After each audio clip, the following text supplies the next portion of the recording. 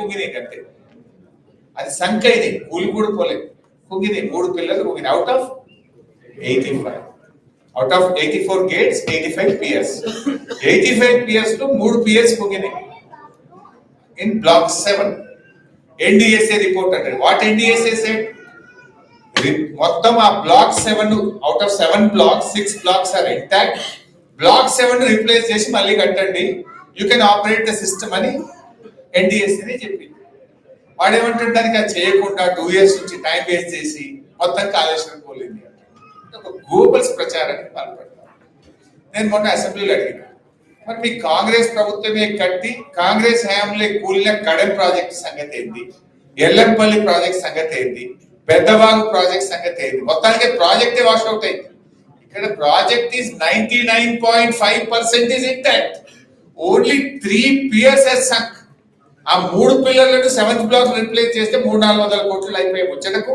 1,00,000 కోట్లు అని చెప్పి ఒక గోబల్స్ ప్రచారం in fact the expenditure incurred is only 93,850 they say 1,00,000 కోట్ల కుంభకోణం the expenditure incurred it self it is 93,850 out of that 99.5% is intact అంటే ఈ రకంగా ఇంకా ఎంతకాలం ఇలా చేయగలుగుతారు ప్రజలేమి ఇన్నోసెంట్ కాదు కదా నేను ఆయన ఎమ్మెల్సీ నాగేశ్వర్ గారు ఏదో చెప్తా ఉంటే నేను టీవీలో చూస్తా ఉంటా ఆయన మాట్లాడుతూ మాట అన్నాడు నిన్న నాకు చొప్పదండికి ఒక రైతు ఏదో ఫోన్ చేసినాడు ఏమయ్యా ఎట్లుంది కాళేశ్వరం గురించి ఏమనుకుంటున్నారు అంటే ఏమున్నా సార్ నేను నాగలు పెట్టి దుంతా ఉంటే ఆ ఎద్దు తాడు తెగిపోయింది తాడు తెగిపోతే ఈ తాడు తయారు చేసినోడు ఎవడు ఈ తాడులో క్వాలిటీ లేదా ఈ తాడులో లోపం ఉందా అని తిరుగుతారా సార్ ఇంకో తాడు పెట్టి దుంతారా సార్ నేను అన్నాడు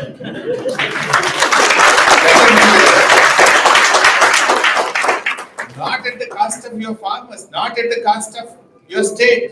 రాజకీయాలు చేయొచ్చు బట్ రాష్ట్ర ప్రయోజనాలు దెబ్బతీసే విధంగా రైతు ప్రయోజనాలు దెబ్బతీసే విధంగా కాదు కదా రాజకీయాలు ఈ రకంగా మన రాష్ట్రంలో ఇట్లాంటివి చేయడం వల్లనే ఈ రోజు రాష్ట్రం వెనుకబడతాం ఇంకా డీటెయిల్ గా చెప్తా నెక్స్ట్ టైం వచ్చినప్పుడు మీకు స్క్రీన్ లో పెట్టి ఇంకా డీటెయిల్ గా ట్రై టు ఎక్స్ప్లెయిన్ ఈరోజు గూగుల్లో పోయి మీరు చూస్తే కూడా ఆన్లైన్ లో మీకు మల్లన్న సాగర్ లో ఆ పంపులు నీళ్లు పోస్తా ఉంటాయి కొండపోచమ్మ సాగర్ లో బాహుబలి మోటార్లు అక్కడ పోతే అసలు ఎంత సౌండ్ వస్తుందంటే అంత వెయిట్ ఒక నది లాంటి ప్రవాహం ఒక మోటార్ నుంచి 3,200 క్యూసెక్ల నీళ్ళు వస్తాయి బయట 3,200 క్యూసెక్స్ అంటే ఒక నది ప్రవహించేంత పెద్ద మోటార్ ఉంటుంది ఒక్కొక్క మోటార్ ఇప్పుడు ఒక మోటారు మొత్తం కరీంనగర్ టౌన్ ఎంత పవర్ వాడుతుందో ఒక మోటార్ అంత పవర్ వాడుతుంది అయితే ఇక్కడ ఒక అదృష్టం ఏంటంటే ఈ పవర్ అనేది నార్మల్లీ మీకు తెలిసే ఉంటుంది పవర్ ను మనం ప్రొడక్షన్ చేయగలుగుతాం కానీ కన్జ్యూమ్ చేయకపోతే అది ఇబ్బంది అవుతుంది గ్రిడ్ కొలాప్స్ అయింది you have to consume some times ఏమైందంటే టర్బైన్స్ రివర్స్ లో నడుపుతుంది గవర్నమెంట్ ఎందుకంటే ఆ పవర్ ను కన్జ్యూమ్ చేయడానికి దాన్ని బర్న్ చేయడానికి రివర్స్ నడుపుతాం టు కన్జ్యూమ్ ద పవర్ అయితే మన కాళేశ్వరం మోటార్లు ఎప్పుడు నడుస్తాయి మీకు అండర్స్టాండింగ్ కోసం ఏంటంటే ఇంత పవర్ ఎట్లా అసలు అవైలబిలిటీ ఉంటుందా what will be the cost of the power అని మన జనరల్ గా వచ్చే లే మ్యాన్ వచ్చేటువంటి క్వశ్చన్ అయితే మనకి ఎప్పుడు నడుస్తుంది ఇది నదిలో నీటి ప్రవాహం ఉన్నప్పుడు వర్షాకాలంలోనే నీళ్ళు ఎత్తుతాం కదా మనం రైనీ సీజన్ లో నార్మల్ ఏమైంది మనకు 2 బెనిఫిట్స్ ఉంటాయి ఒకటి హైడల్ పవర్ జనరేట్ అవుతుంది సెకండ్ ఏమో power consumption will be very less in the state అంటే no one will run the motor మనకు ఇంట్లో కూడా పవర్ కన్జంప్షన్ ఏసీలు వాడడం డొమెస్టిక్ యూస్ తగ్గుతుంది అండ్ అగ్రికల్చర్ యూసేజ్ తగ్గుతుంది on the other hand you will get hydel power మనకు జూరాలలో హైడల్ పవర్ వస్తుంది శ్రీశైలంలో హైడల్ పవర్ వస్తుంది నాగార్జున సాగర్ లో హైడల్ పవర్ వస్తుంది పులిచింతల్లో హైడల్ పవర్ వస్తుంది లాట్ ఆఫ్ పవర్ అవైలబిలిటీ ఉంటుంది ఆ టైంలో మీకు పవర్ ఎట్లా ఉంటుంది అంటే సమ్మర్ లో పోతే 8 రూపీస్ యూనిట్ ఉంటుంది మన తెలంగాణలో మన స్టేట్ ఇండియాలో రైనీ సీజన్ లోకి వస్తే 2 రూపీస్ యూనిట్ దొరుకుతుంది power exchange and peak hours లో ఈవినింగ్ 6 to 8 6 రూపీస్ ఉంటుంది డే అంతా 1 రూపీ 2 రూపీస్ పవర్ దొరుకుతుంది అందువల్ల రైనీ సీజన్ లో మన state install capacity 16,000 megawatts 16,000 megawatt మన state install capacity but rainy season లో your power consumption will be around 6,000 5,000 7,000 remaining 10,000 either you will shut down or you will run in the reverse mode. So అట్లాంటి టైంలో మనకు ఈ నీళ్లు తెచ్చి కాళేశ్వరం మోటార్లు నడిపి రిజర్వాయర్లలో నీళ్లు నింపి పెట్టుకుంటాం ఇన్ మ్యాటర్ ఆఫ్ 90 days. 90 రోజుల్లో నింపి పెట్టుకుంటే year long for drinking water, for industrial usage, for agriculture ఆ నీళ్ళని వాడుకునే గొప్ప ప్రాజెక్టు కాళేశ్వరం. యాక్చువల్గా ఒక ప్రాజెక్ట్ అంటే ఇండియాలో ఈరోజు decades you take Narmada project Google చేయండి, ఎండిపోయింది. ఎన్ని సంవత్సరాలు? 30 ఏళ్ళు కట్టారు. ఎస్ఆర్ఎస్పి ప్రాజెక్ట్ 25 ఏళ్ళు 30 ఏళ్ళు కట్టారు. శ్రీశైలం, నాగార్జున సాగర్ మీరు గూగుల్ చేయండి, అసలు ఎన్ని సంవత్సరాలు కట్టారు. ఈ మధ్యలో కట్టుకున్నటువంటి పెద్ద పెద్ద ప్రాజెక్ట్స్ చూస్తే అసలు ఇప్పుడు వచ్చిన ఎన్విరాన్మెంటల్ లాస్, ఇప్పుడు ఉన్నటువంటి ల్యాండ్ అక్విజిషన్ కంపల్సరీ ప్రొసీజర్స్ వల్ల ఇట్ ఈస్ టేకింగ్ డికేట్స్, వేరాజ్ మనము 4.5 సంవత్సరాల్లో కట్టాము అంత పెద్ద ప్రాజెక్ట్.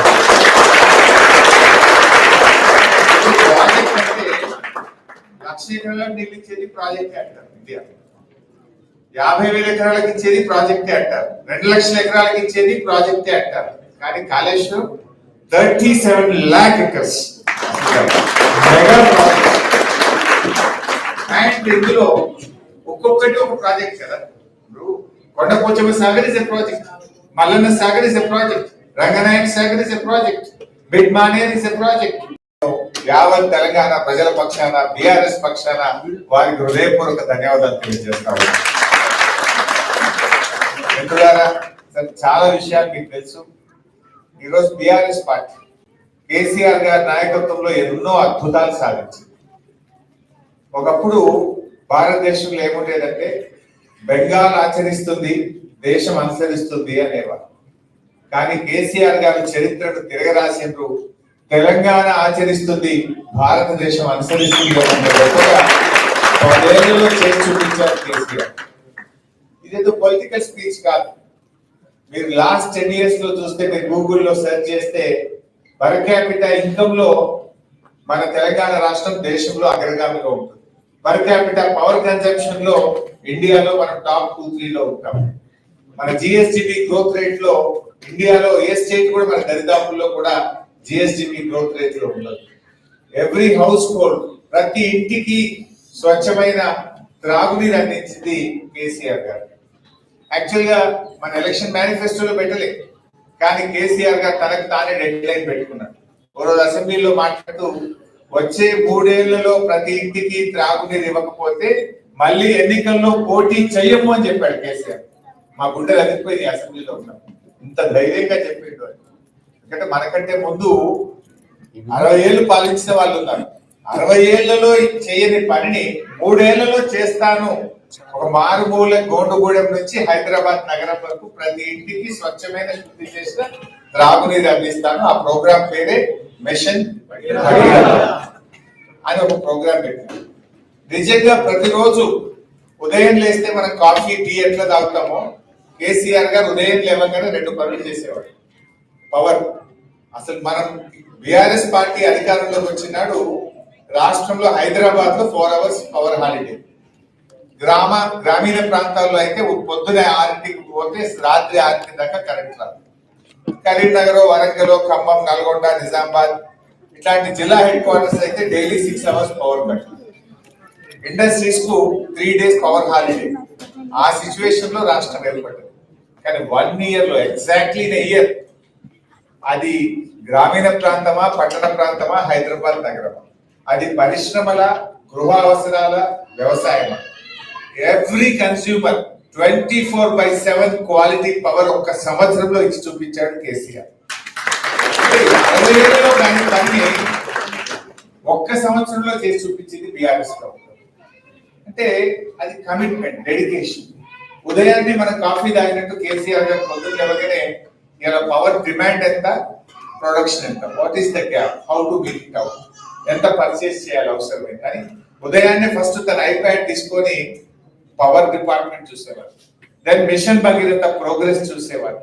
ఇట్లా ఒక డెడికేషన్ తో పనిచేస్తారు. Not like a chief minister, he work like a CEO of an organization. అంత డెడికేటెడ్ గా, ఫోకస్డ్ గా పనిచేయడం వల్ల ఆ రకమైన అద్భుతమైన ఫలితాలు వస్తాయి. సో మనం చేసిన తర్వాత ఇండియా, భారత ప్రభుత్వం తెలంగాణ వైపు చూసింది. ఆ మిషన్ కాకతీయ అనే రిప్లేస్ చేసి హర్ ఘర్ కో జల్ అని ఒక ప్రోగ్రామ్ స్టార్ట్ చేసింది. ఇండియా మొత్తం కూడా మేము నీళ్ళు ఇస్తాం. ఫస్ట్ టార్గెట్ 2020 పెట్టిండ్రు, 23 పెట్టిండ్రు, ఇప్పుడు 25 పెట్టిండ్రు, మళ్ళీ 28 కు ఎక్స్టెండ్ చేసిండ్రు. 3 ఏళ్లలో చేస్తామంటే కేసీఆర్ 3 ఏళ్లలో చేశారు. 10 ఏళ్ళు అయినా కూడా ఇంకా భారతదేశంలో ఆ ప్రోగ్రామ్ ఇంకా పూర్తి కాలేదు. సరే, అఫ్ కోర్స్ మనము ఈ దేశానికి ఉపయోగపడ్డాం, ఈ దేశానికి మార్గదర్శకంగా నిలిచాం. మనం పెట్టిన పేరు మిషన్ భగీరథ, కేంద్ర ప్రభుత్వం పెట్టింది హర్ ఘర్ కో జల్. ఈ రోజు ఒక 70-80% ఆఫ్ ఇండియా కంప్లీట్ అయింది. ఇంకో 20% ఉంది, ఇంకో 2-3 years లో కావచ్చు. అది తెలంగాణ రాష్ట్రం, బీఆర్ఎస్ పార్టీ ఈ దేశానికి ప్రతి ఇంటికి త్రాగునీరుకు మార్గదర్శకమైంది. అలాగే మనం ఇంకో ప్రోగ్రామ్ చేశాం, దట్స్ కాల్డ్ మిషన్ కాకతీయ. తెలంగాణలో చాలా చెరువులు ఉంటాయి. మన అందరం ఏదో ఒక గ్రామం నుంచి వచ్చిన వాళ్ళమే, ప్యాకెట్ ఏదో ఒక ఊరు ఉంటుంది మనకు. సో ఏ ఊర్లో పోయినా 10 చెరువులు, 20 చెరువులు, 30 చెరువులు ఉంటాయి, కుంటలు, చెరువులు. సో అవన్నీ కూడా ఉమ్మడి ఆంధ్రప్రదేశ్ లో పట్టించుకోకపోతే మనం మిషన్ కాకతీయ అనే ఒక ప్రోగ్రామ్ స్టార్ట్ చేసి renovation and restoration of village tanks. అందులో నీళ్లు బాగుంటే గ్రౌండ్ వాటర్ టేబుల్ పెరుగుతుంది, బావుల్లో నీళ్లు ఉంటాయి, బోర్లలో నీళ్లు ఉంటుంది, వ్యవసాయం బాగా అభివృద్ధి చెందుతుంది. అందరికీ కూడా పశువులకు, పక్షులకు, ముఖ్యంగా చేపలు అంతా కూడా ప్రజలు, గ్రామీణ పల్లె ప్రజలందరికీ ఉపాధి అవకాశాలు దొరుకుతాయి. సో ఆ ప్రోగ్రాం బాగా చేసాం మనం. ఒక వార్ ఫుటింగ్ లో దాదాపు 30,000 చెరువులను 3 సంవత్సరాల్లో రిస్టోర్ చేసిన మిషన్ కాకతీయ. ఆ ప్రోగ్రాం మొత్తం దేశం యొక్క దృష్టి ఆకర్షించింది. అప్పుడు కేంద్ర ప్రభుత్వం అమృత్ సరోవర్ అనే ఒక ప్రోగ్రాం తీసుకొని అందరినీ తెలంగాణకు పంపించారు. Central water commission chief engineers, వివిధ రాష్ట్రాల నుంచి ఎంతో మంది ఇరిగేషన్ డిపార్ట్మెంట్ అధికారులు తెలంగాణకు వచ్చి మన ప్రోగ్రామ్ ను చూసి భారతదేశం మొత్తం కూడా అమృత్ సరోవర్ పేరు మీద ఒక ప్రోగ్రామ్ చేస్తారు. సో అట్లా ఒకటిగా మన రైతుల కోసం first of it's kind in our country అసలు రైతులకు నేరుగా క్యాష్ ఇన్సెంటివ్ ఇవ్వడం. అంటే వ్యవసాయం ఇవాళ రేపు గ్రామీణ ప్రాంతాల్లో ఏమైంది, వాడు 100 ఎకరాల భూమి ఉండని, 50 ఎకరాల భూమి ఉండని, 10 ఎకరాల భూమి ఉండని, రైతుకి ఎవడన్నా పిల్లని బట్టి ఇవ్వడానికి రెడీగా లేదు. యూకేలో వచ్చి వాడు చిన్న వాచ్మెన్ జాబ్ చేసినా వెతికిస్తారు. కారణం ఏమైంది, ఎందుకు జరిగింది అంటే రైతు అంటే ఆదాయం తగ్గింది, రైతు వ్యవసాయం అంటే చిన్న చూపు అయింది, అది లాభసాటిగా లేదు, ఎంత చేసినా కష్టమే అనేటువంటి భావన వచ్చింది. అటువంటి పరిస్థితుల నుంచి కేసీఆర్ గారు రైతు బంధు అనే ఒక ప్రోగ్రామ్ తీసుకొని ప్రతి ఎకరానికి సంవత్సరానికి 10,000 రూపాయలు ఇన్పుట్ సబ్సిడీ, దేనికోసం ఫర్టిలైజర్ కానీ, దాన్ని దున్నడానికి ట్రాక్టర్ రైట్ కానీ, అట్లా ఎంకరేజ్ చేద్దాం వ్యవసాయం అని చెప్పి 10,000 రూపాయలు ఇచ్చాం. 24/7 క్వాలిటీ పవర్ ఇచ్చాం. చెక్ డ్యాంలు, చెరువులు బాగా చేసి ప్రాజెక్టులు కట్టి సాగునీరు అందించాం. దాంతో వ్యవసాయం లాభసాటిగా మారింది. దాని పర్యవసానమే మీరు ఒక్కసారి గుర్తు తెచ్చుకోండి, బహుశా మీ అందరికి ఎక్స్పీరియన్స్ ఉంటుంది. బిఫోర్ 2014 అండ్ ఆఫ్టర్ 2014 మీరు చూడండి ఒకసారి. 2014 ముందు ఏ కరీంనగర్, మహబూబ్ నగర్, నల్గొండ మనం ఎక్కడ పోయినా కూడా 3 లక్షలు 2 లక్షల రూపాయలకి ఎకరం భూమి ఉంటుంది. కానీ కేసీఆర్ గారు వచ్చిన 5 ఏళ్లలో 3 లక్షలది 30 లక్షలు అయింది, 2 లక్షలది 20 లక్షలు అయింది. అసలు తెలంగాణలో ఎక్కడ కూడా 50 లక్షల్లో భూమి లేకుండా. సో అట్లా రైతు బంధు అనే మనం స్టార్ట్ చేసిన ప్రోగ్రామ్ గవర్నమెంట్ ఆఫ్ ఇండియా కూడా ఆలోచించి ఇది మంచి ప్రోగ్రామ్ అని చెప్పి దాని పేరు మార్చి పిఎం కిసాన్ యోజన పేరు మీద దేశం మొత్తం కూడా రైతు బంధును రిప్లికేట్ చేసినారు. Like that every programme Telangana ఆచరిస్తుంది, భారతదేశం అనుసరిస్తుంది అన్నంత గొప్ప పేరు మన రాష్ట్రానికి. అది విద్యుత్ వినియోగంలో కావచ్చు, కరెంట్ లో కావచ్చు, రోడ్ ట్రాన్స్పోర్ట్ కావచ్చు, డ్రింకింగ్ వాటర్, అంటే ఏ సెక్టర్ తీసుకున్నా కూడా Telangana has become a model. అసలు మన ప్రభుత్వం ఉన్నప్పుడు ఆల్మోస్ట్ ఎవ్రీ మంత్ ఏదో ఒక స్టేట్ నుంచి ఏదో ఒక డెలిగేషన్ వచ్చేది. డ్రింకింగ్ వాటర్ స్టడీ చేసుకోవడానికి, పవర్ సెక్టర్ స్టడీ చేయడానికి, హరితహారం స్టడీ చేయడానికి. యూకేలో మేము నిన్నటి నుంచి తిరుగుతా ఉంటే జస్ట్ అకాడమిక్ గా తెలుసుకుంటున్నాం. ఒక చెట్టుకు కొట్టాలంటే ఎంత కష్టం, ఇక్కడ చెట్లను ఎంత జాగ్రత్తగా చూస్తారు, ఎన్విరాన్మెంట్ ఎంత బాగా ప్రొటెక్ట్ చేస్తారు, ఎన్విరాన్మెంట్ హౌ ఇంపార్టెంట్ హియర్ అనేది నాకు చెప్తా ఉంటుంది మన మిత్రులందరూ కూడా. సేమ్ థింగ్ కేసీఆర్ గారు ఆలోచించారు. నో అదర్ చీఫ్ మినిస్టర్ ఇండియాలో ఎవరు చేసి ఉండరు. మన తెలంగాణ రాష్ట్రం ఏర్పడిన తర్వాత 7.7% గ్రీన్ కవర్ పెంచి ఇండియాలో ఫస్ట్ అండ్ నంబర్ 1 స్టేట్ గా తెలంగాణ చేస్తుంది. years లో 7.7 గ్రీన్ కవర్ పెరిగింది. జనరల్ గా గ్రీన్ కవర్ పెంచితే ఓట్లు రావు, ఓట్లు వచ్చేది కాదు, ప్రజలకు వెంటనే రిలీఫ్ కానీ దాని అర్థం కాదు.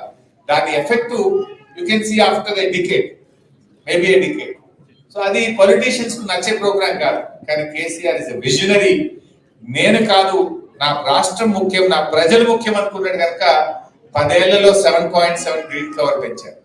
దాన్ని చాలా ఇంపార్టెంట్ తీసుకుంది. ఎందుకంటే ఆరోగ్య తెలంగాణ అంటే మంచి ఆసుపత్రులు కట్టడం కాదు, మన జీవన ప్రమాణాలు పెంచడమే అది నిజంగా ఆరోగ్య తెలంగాణ అవుతుంది.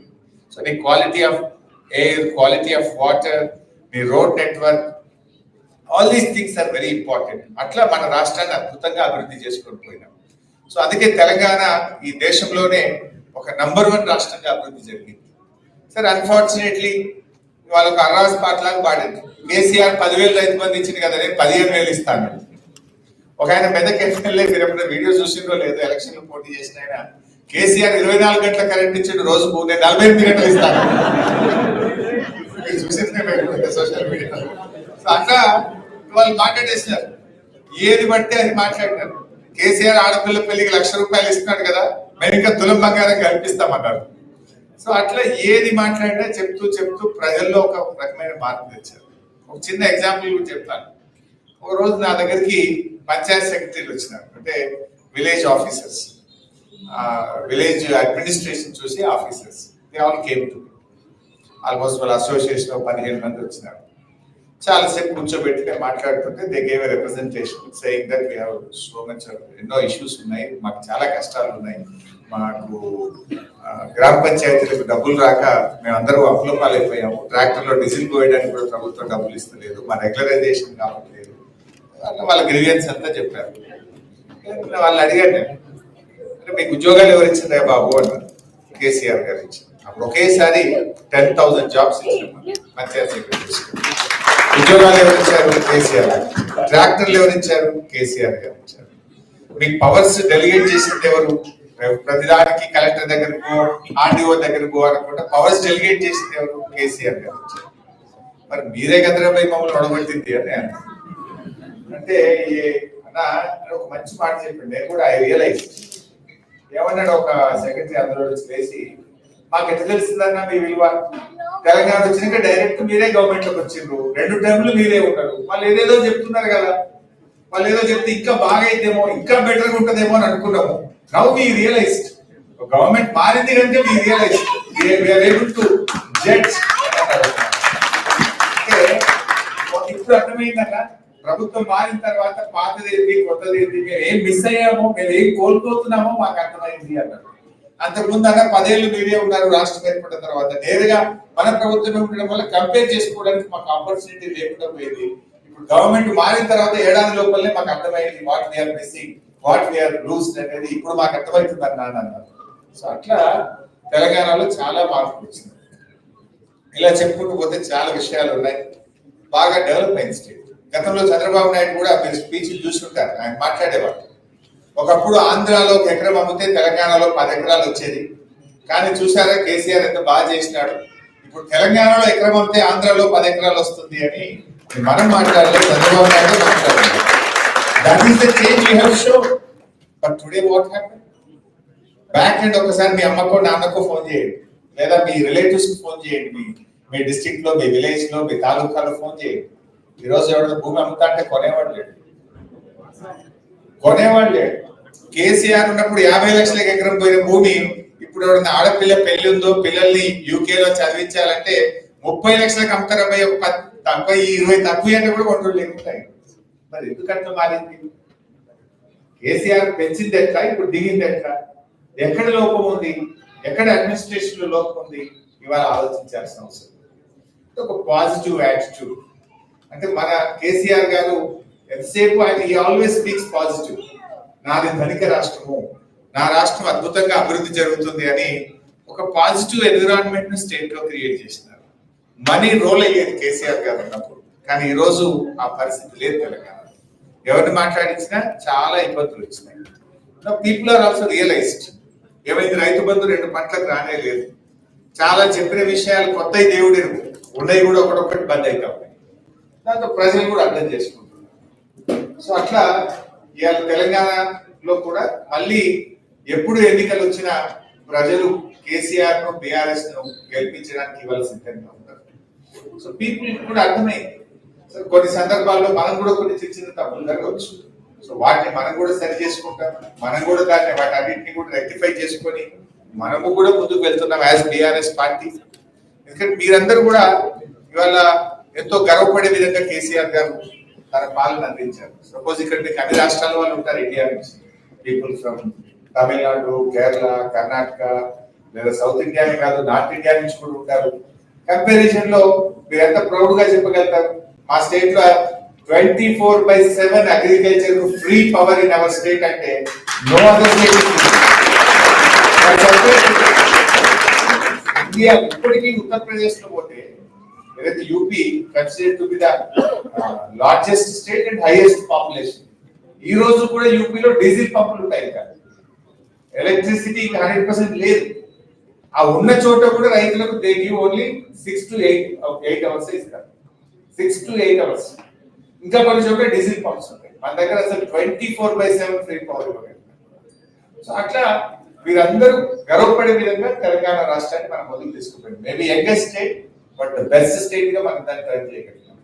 ఐటీలో, ఇండస్ట్రీలో కేటీఆర్ గారు ఎంత అద్భుతంగా పనిచేసిందో మీకు తెలియదు కాదు. ఈవెన్ బెంగళూరులో కూడా గ్రోత్ రేట్ లో మనం బెంగళూరు కూడా బీట్ చేసినాం. ఐటీ ఎక్స్పోర్ట్స్ గ్రోత్ లో కానీ, ఐటీ జాబ్ క్రియేషన్ లో మనము బెంగళూరు కూడా ఓవర్టేక్ చేసినాం.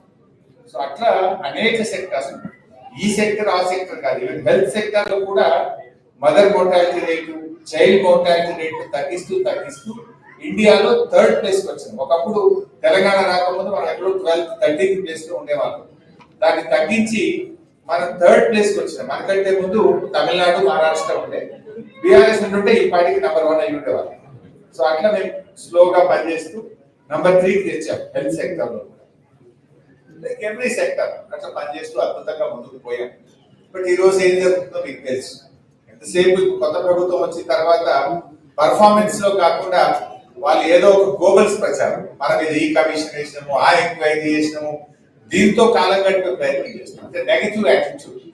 ప్రజలకు కావాల్సింది పర్ఫార్మెన్స్ కావాలి, రిలీఫ్ కావాలి, బెటర్ పర్ఫార్మెన్స్, బెటర్ డెలివరీ కావాలి. బట్ వీళ్ళకి ఆ ఆలోచన లేదు. ఇవాళ అవినీతి విపరీతంగా పెరిగిపోయింది రాష్ట్రం. మీరు ఎవరిని అడిగినా చెప్తారు. ఏ గవర్నమెంట్ ఆఫీస్ పోయినా, మున్సిపల్ అడ్మినిస్ట్రేషన్ డిపార్ట్మెంట్ పోయినా, రిజిస్ట్రేషన్ డిపార్ట్మెంట్ పోయినా, రెవెన్యూ డిపార్ట్మెంట్ పోయినా చాలా ఇబ్బందిగా ఉంది ప్రజలకు. అది నేను చెప్పాల్సిన అవసరం లేదు, మీకే ఫీడ్బ్యాక్. సరే, కాళేశ్వరం గురించి మిత్రులు మాట్లాడమన్నారంటే అది మాట్లాడితే ఒక గంట సబ్జెక్టు, నేను అంతసేపు చెప్పలేదు. 5-10 minutes చెప్పేస్తుంటే మీ అండర్స్టాండ్. చిన్న పిల్లలు వచ్చారు, పాపం ఇంతమంది మా సోదరి మనులు వచ్చారు. I can't test your patience, so I'll finish in 10 minutes. So Kaleshwaram విషయానికి వచ్చారు. కాళేశ్వరం మీరు పదే వింటారు. కాళేశ్వరం అంటే 1,00,000 కోట్ల రూపాయలు పోయినాయని, లేదా కాళేశ్వరం పూలేశ్వరం అయిందని, ఇలాంటి గోబల్స్ విస్పర్ క్యాంపెయిన్ ఒకటి చేస్తాం. యాక్చువల్లీ వాట్ ఈస్ కాళేశ్వరం అంటే, సింపుల్ గా చెప్పాలంటే, కాళేశ్వరం ప్రాజెక్ట్ లో 3 బ్యారేజీలు, 15 రిజర్వాయర్లు, 19 సబ్స్టేషన్లు, 21 పంప్ హౌస్లు, 203 కిలోమీటర్స్ తడలు, 1,531 kilometres gravity canal, 98 kilometres of pressure main, 540 meters of pumping system. All this together is a Kaleshwaram. So, beauty of Kaleshwaram is much good year. This year is last year and this year is a very good rainfall. Mana state lo manchi varshpatam undi. When you have a good rainfall, manaku SRSP nunchi bed baneru, ekkadaithe Sircilla daggara bed baneru untundo, SRSP nunchi bed baneru neelu vastayi by gravity. You will operate the motors and pumps of Kaleshwaram from Bidbaner itself. You don't operate from Ellapalli or you don't operate from Kaleshwaram, Medigatta. You will operate from Bidbaner itself. And 50% system is nadustundi, but I got 37 lakh acres ko I got to deal with. Good year, average rainfall undi. Appudu em avutante we will operate motors from Ellapalli. మన Kadem reservoir, Adilabad లోని కడెం నుంచి మంచి వరద ఎల్లంపల్లికి వస్తే ఎల్లంపల్లి నుంచి motor launch చేసుకుంటే మనము Kaleshwaram system పనిచేస్తుంది. So bad year, less rain fall ఉన్నప్పుడు తప్పనిసరిగా నీళ్లు ఉండేటువంటి పాయింట్ మేడిగడ్డ పాయింట్. అంటే ఎక్కడ వర్షపాతం లేకుండా కూడా ఆ మహారాష్ట్ర అడవుల్లో మరి ఆ ప్రాంతంలో పడ్డ వర్షం నీరుతో తప్పకుండా నీళ్లు ఉండే ప్రాంతం మేడిగడ్డ. దట్ ఈస్ ద ఇక ఎంత క్రైసిస్ లో కూడా అక్కడ తప్పకుండా నీళ్లు ఉంటాయి. కాళేశ్వరం అంటే ఏంటి? అసలు 37 లక్షల ఎకరాలకు సాగునీరు అందిస్తుంది. 60% ఆఫ్ తెలంగాణకు డ్రింకింగ్ వాటర్ ఇస్తుంది. ఇండస్ట్రీకి 16 TMC ఆఫ్ వాటర్ పెట్టాం. ఇండస్ట్రీకి ఉంటుంది డ్రింకింగ్ వాటర్ ఇంక్లూడింగ్ హైదరాబాద్ తో పాటు 60% ఆఫ్ తెలంగాణకు డ్రింకింగ్ వాటర్ ఇస్తుంది. అదే విధంగా 37 లక్షల ఎకరాలకు సాగునీరు అందిస్తుంది. సో ఇలాంటి బ్యూటిఫుల్ ప్రాజెక్ట్. ఇలా ఏం జరిగింది యాక్చువల్గా? అన్ఫార్చునేట్లీ 3 barrages అని చెప్పాను. Before 3 barrages, all the 15 reservoirs with a capacity of 141 TMC, 141 TMC ల సామర్థ్యం కలిగిన 15 రిజర్వాయర్లు దే ఆర్ ఇంటాక్ట్. ఇప్పుడు ఉదాహరణకు Mallanna Sagar, the biggest reservoir with 50 TMC capacity. మొన్న రేవంత్ రెడ్డి గారు ఆ మల్లన్న సాగర్ నుంచి హైదరాబాద్ మూసీకి నేను నీళ్లు తీసుకెళ్తాను, మూసీ మురికి నీరును పారదోలడానికి ఈ కాళేశ్వరం నీళ్లను మల్లన్న సాగర్ నుంచి తీసుకెళ్లి మూసీలో వదిలితే ఆ మురికంతా కొట్టుకపోతుందని ఒక 7,000 కోట్ల రూపాయలతో టెండర్ పిలిచినాడు. వర్క్ జరుపుతాం. మరి కాళేశ్వరమే కూలిపోతే ఈ 7,000 కోట్ల రూపాయలతో ఎందుకు టెండర్ పిలిచావు అంటే there is no answer in assembly. దానికి ఆన్సర్ లేదు. ఆయన మళ్ళీ ఒకటి గంధమల్ల అని నల్గొండ డిస్ట్రిక్ట్ ఆలేరు నియోజకవర్గంలో ఒక రిజర్వాయర్ ఫౌండేషన్ వేసినాడు సీఎం. ఆ గంధమల్లకి ఎక్కడి నుంచి నీళ్లు పోతాయి? మల్లన్న సాగర్. కాళేశ్వరంలో అంతర్భాగంగా నిర్మించిన largest reservoir with 50 TMC capacity called Mallanna Sagar. Mallanna Sagar నుంచే గంధమల్లకు పో. నువ్వే కాళేశ్వరం కూలింది అంటావు. 3,000 కోట్ల రూపాయలతో గంధమల్ల రిజర్వాయర్ కంట దాని కింద 1,00,000 ఎకరాలకు నీళ్లు ఇస్తాడు. Source is Kaleshwaram and Mallanna Sagar. Double standards. Number 2 Uttam మాట్లాడుతూ మన అసెంబ్లీలో అన్నాడు. ఏమన్నాడు? అసలు వితౌట్ కాళేశ్వరం ఈసారి చాలా పంట పండింది, హైయెస్ట్ క్రాప్ ఈల్డ్, అత్యధికంగా పంట పండింది, అసలు రికార్డు పంట పండింది, కాళేశ్వరమే లేదు అని. నేను సింపుల్ గా లేచి ఒక క్వశ్చన్ అడిగాను. 2 years అయింది మీ గవర్నమెంట్ వచ్చి, ఒక్క చెరువు తవ్వినారా? ఒక్క చెక్ డ్యామ్ ఏమైనా కట్టినారా? ఒక ప్రాజెక్ట్ ఏమైనా కట్టినరా? ఒక కాలువ ఏమైనా తవ్వారా? మీ 2 years లో ఒక్క ఎకరానికి ఎక్కడైనా అడిషనల్ గా వాటర్ ఇచ్చారా? ఇస్తే చెప్పు దాని పేరు అన్న. సైలెన్స్. మరి ఒక్క ఎకరానికి నీళ్ళు ఇవ్వలేదు, ఒక ప్రాజెక్ట్ కట్టలే, ఒక చెరువు తవ్వలే, ఒక కాలువ తవ్వలేదు. ఎక్కడి నుంచి పండింది? All this is done by BRS government in the last 10 years. So Kaleshwaram వాడలేదంట. నేను ఇందాక చెప్పినది, in a good year will operate pumps and motors from mid-Maner. మనకు బాగా వర్షాలు పడ్డాయి కనుక they have operated from mid-Maner. Medigadda point use చేయలేదు. మిడ్-మానేర్ లో మోటార్ వస్తే మానకొండూరు నియోజకవర్గంలో అన్నపూర్ణ రిజర్వాయర్కి వెళ్తాయి. అన్నపూర్ణలో మోటార్లు వస్తే సిద్దిపేట నియోజకవర్గంలో రంగనాయక సాగర్కి వస్తాయి. రంగనాయక సాగర్ లో మోటార్లు వస్తే మల్లన్న సాగర్కి వెళ్తాయి. మల్లన్న సాగర్ లో మోటార్ వస్తే కొండపోచమ్మ సాగర్ వెళ్తాయి. ఇప్పుడు సిద్దిపేటలో నా కాన్స్టిట్యూన్సీ లో రంగనాయక సాగర్ కింద 1,00,000 ఎకరాల పంట పడుతుంది. బిఫోర్ తెలంగాణ జీరో ఇరిగేషన్ లేదు, నో ఇరిగేషన్ సిస్టమ్. ఈ గవర్నమెంట్ వచ్చినాక గవర్నమెంట్ తరఫున కొండా మినిస్టర్ వచ్చి ఆడ మోటార్ వచ్చి 1,00,000 ఎకరాలకు నీళ్లు విడుదల చేసిన స్టేట్మెంట్ ఇస్తుంది. రేవంత్ రెడ్డి అంటాడు కాళేశ్వరం కూలిపోయింది, 1 ఎకరం వస్తుంది. ఆల్ యాక్చువల్ జరిగింది ఏంటి? నేను చెప్పినట్టుగా all the system is intact. So 3 బ్యారేజీల్లో first barrage call Sundilla, then Annaram, then Medigadda. Sundilla is intact, Annaram is intact. అసెంబ్లీలో కోదండరామ్ గారు క్వశ్చన్ అడిగాడు, మేడిగడ్డ లాగా సుందిల్లా అన్నారం కూడా కూలిపోతాయా అని నిపుణులు చెప్తున్నారా అని అసెంబ్లీలో క్వశ్చన్ అడిగాడు. కానీ ఉత్తమ్ ఏం చెప్పిన answer, no, they are perfect, అవి బాగున్నాయి. ఆ తర్వాత వచ్చింది మేడిగడ్డ బ్యారేజ్.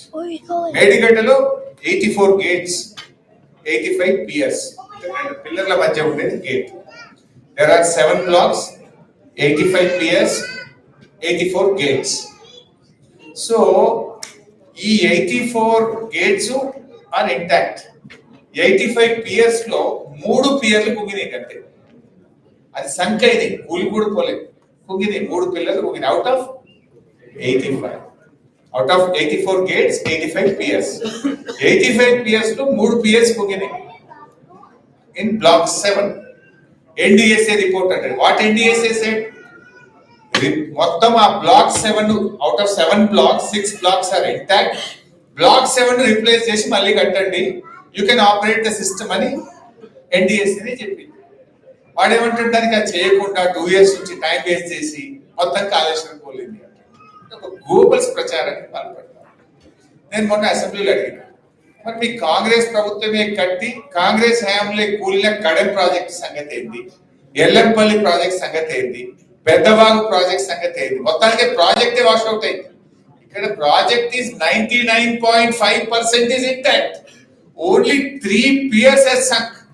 ఆ 3 పిల్లర్లను 7th బ్లాక్ రిప్లేస్ చేస్తే 300-400 కోట్లు అయిపోయి వచ్చేటకు 1,00,000 కోట్లు అని చెప్పి ఒక గోబల్స్ ప్రచారం. In fact the expenditure incurred is only 94,000, 93,850. They say 1,00,000 కోట్ల కుంభకోణం. The expenditure incurred itself, it is 93,850. Out of that, 99.5% is intact. ఈ రకంగా ఇంకా ఎంతకాలం ఇలా చేయగలుగుతారు? ప్రజలేమి ఇన్నోసెంట్ కాదు కదా. నేను ఆయన ఎమ్మెల్సీ నాగేశ్వర్ గారు ఏదో చెప్తా ఉంటే నేను టీవీలో చూస్తా ఉంటే ఆయన మాట్లాడుతూ మాట అన్నాడు.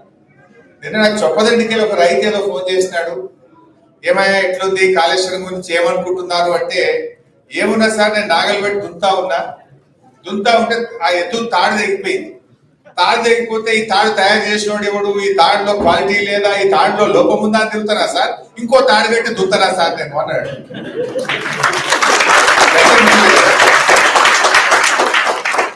Not at the cost of your farmers, not at the cost of your state.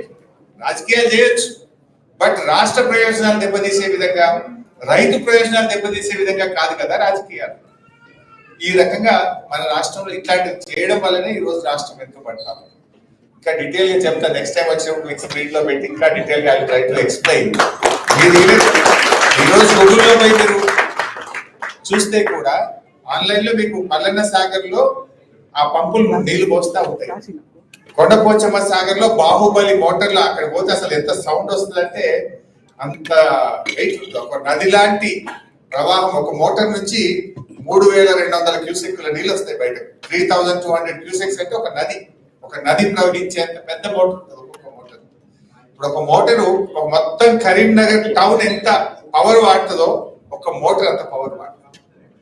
అయితే ఇక్కడ ఒక అదృష్టం ఏంటంటే, ఈ పవర్ అనేది నార్మల్లీ మీకు తెలిసే ఉంటుంది, పవర్ ను మనం ప్రొడక్షన్ చేయగలుగుతాం కానీ కన్జ్యూమ్ చేయకపోతే అది ఇబ్బంది అవుతుంది, గ్రిడ్ కొలాప్స్ అయింది. You have to consume. Some times ఏమైందంటే టర్బైన్స్ రివర్స్ లో నడుపుతుంది గవర్నమెంట్, ఎందుకంటే ఆ పవర్ ను కన్జ్యూమ్ చేయడానికి, దాన్ని బర్న్ చేయడానికి రివర్స్ నడుపుతాం to consume the power.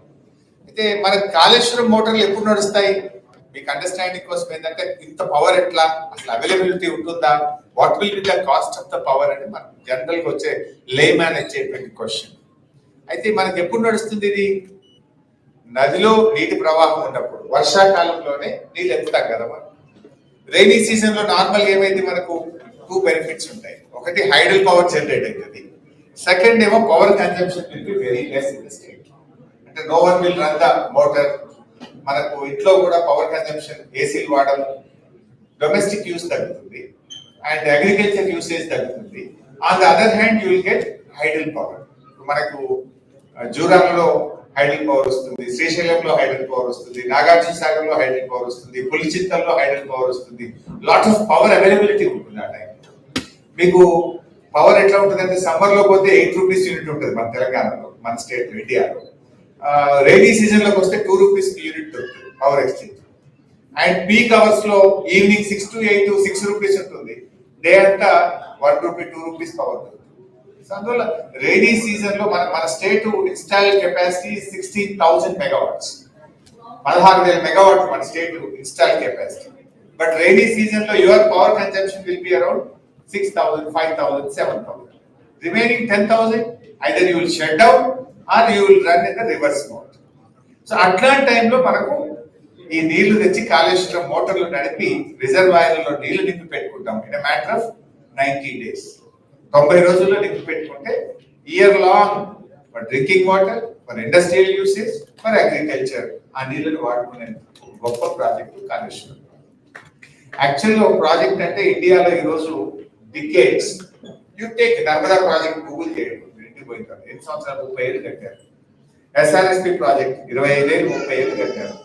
Srisailam, Nagarjuna Sagar మీరు గూగుల్ చేయండి, అసలు ఎన్ని సంవత్సరాలు కట్టారు. ఈ మధ్యలో కట్టుకున్నటువంటి పెద్ద పెద్ద ప్రాజెక్ట్స్ చూస్తే అసలు ఇప్పుడు వచ్చిన ఎన్విరాన్మెంటల్ లాస్, ఇప్పుడు ఉన్నటువంటి ల్యాండ్ అక్విజిషన్ కంపల్సరీ ప్రొసీజర్స్ వల్ల ఇట్ ఈస్ టేకింగ్ డికేట్స్, వేరాజ్ మనము 4.5 సంవత్సరాల్లో కట్టాము అంత పెద్ద ప్రాజెక్ట్. అంటే 1,00,000 ఎకరాలకు నీళ్ళు ఇచ్చేది ప్రాజెక్టే అంటారు ఇండియా, 50,000 ఎకరాలకు ఇచ్చేది ప్రాజెక్టే అంటారు, 2,00,000 ఎకరాలకు ఇచ్చేది ప్రాజెక్టే అంటారు. కానీ Kaleshwaram 37 lakh acres mega project. And ఇందులో ఒక్కొక్కటి ఒక ప్రాజెక్ట్ కదా.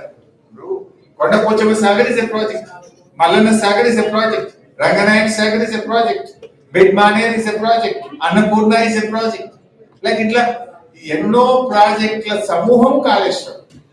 అందులో నేను చెప్పిన 100 కాంపోనెంట్లలో ఒక కాంపోనెంట్ బయట కట్టాలి. ఆ కాంపోనెంట్ లో దేర్ ఆర్ 7 బ్లాక్స్. ఆ 7 బ్లాక్స్ లో ఒక బ్లాక్ లో 3 పిఎస్ మాత్రమే ఉండినాయి. బట్ వాళ్ళు ఏం చెప్తున్నారు, మీరు అర్థం చేసుకుంటారు. సో ఇట్లాంటి దుష్ప్రచారం, ప్రజలకు కావాల్సింది ఒక ప్రభుత్వం. సరే అధికారంలో రావడానికంటే మా మీద బురద చల్లినాం, ఏదో అబద్ధాలు చెప్పినాం, సరే గెలిచినాం, గెలిచిన తర్వాత కూడా అదే రాజకీయం. యూ పర్ఫార్మ్ నావు, అది చేయట్లేదు వాళ్ళు. డెలివరీ లేదు, పర్ఫార్మెన్స్ లేదు. They understood they can't deliver. వాళ్ళు చేసిన తప్పుడు చర్యల వల్ల, పిచ్చి పనుల వల్ల ఎకానమీ స్లోడ్ అవుతుంది. హైదరాబాద్ లో రియల్ ఎస్టేట్ కుప్పకూలిపోయింది. మీ ఎన్ఆర్ఐలు కూడా ఇప్పుడు ఆడ ఫ్లాట్ కొనాలంటే ఆలోచిస్తుంది. హైడ్రానట, ఇంకేదోనట భయపెట్టేసింది రేవంత్ రెడ్డి. భయపడిందా లేదా? 4 సార్లు ఆలోచిస్తుంది. ఏమో రేట్స్ పెరుగుతలేవు, ఇంకా తగ్గుతున్నాయి కదా, ఇంకా కొద్దిగా తగ్గుతాయేమో చూద్దాం, ఇంకా తగ్గుతాయేమో చూద్దాం అని ఊళ్ళో ఉన్నారా లేదా? ఏమో బాగా దగ్గర అంటే ఇంకేమైనా దగ్గరగా పొందామా, ఇంకేమైనా దగ్గరగా పొందామా అనే మోడల్ వచ్చింది. సో అది గవర్నమెంట్ యొక్క నెగటివ్ యాటిట్యూడ్ వల్ల ఇవాళ తెలంగాణ రాష్ట్రం వెనుకడుగు పడతాం. ప్రజలు ఆలోచనలో పడ్డారు, ప్రజలు రియలైజ్ అయినారు. డెఫినెట్ గా రేపు మళ్ళీ వచ్చేది బీఆర్ఎస్ గవర్నమెంట్ బొమ్మాటికి